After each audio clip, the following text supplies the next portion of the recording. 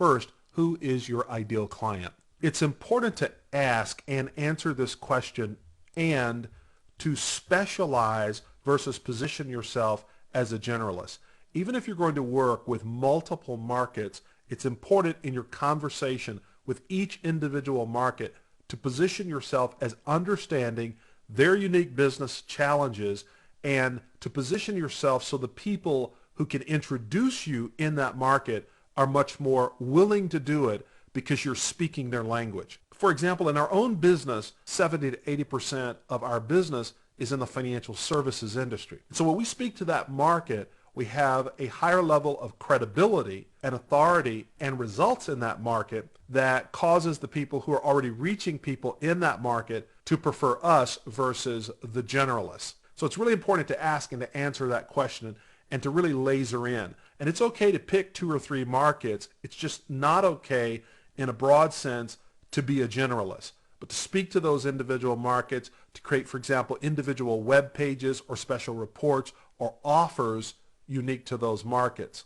The second idea is getting really clear about the problem they're willing to pay to solve. This is an important distinction because there are many different kinds of problems. There are a handful that your clients will consistently pay to solve. And it's important to ask on a consistent basis and clarify your understanding of that.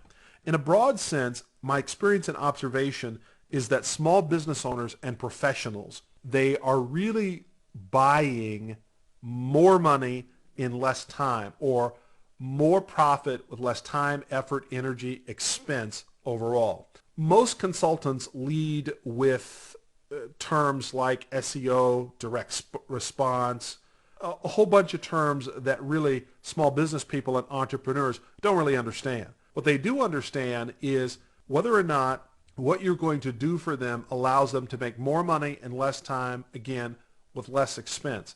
And so that's ultimately what you're selling, and all of your products and services have got to be connected to that in a person's mind. Otherwise, they're simply not going to listen. The next point that I want to highlight here is your initial offer. And there were a couple of ideas that we covered. And obvious is offering some sort of free analysis or consultation. I also suggest that you consider a low ticket item, perhaps an information product or something that you're offering that gives them a way to get to know you, something that they need, they're willing to pay for, and it's an entry point in working with you. How do you approach them? One of the things I want to highlight from our conversation is the use of a video on a lead generation page. I really believe that it's important to get into the market and educate people on how they can leverage, for example, online marketing in their business. And so creating videos, doing webinars, all of those kinds of things not only build your credibility, but they also are important elements in the overall sales process. Having a video on a lead generation page where they can opt in for a free analysis or whatever it is you're offering. Also, having regular webinars that others can promote. My experience is that people actually will refer others to an educational webinar that's delivering real content. And then you can leverage those webinars by replaying them at certain periods of time throughout the week so that people can access them. The final idea I want to share with you is about increasing customer value.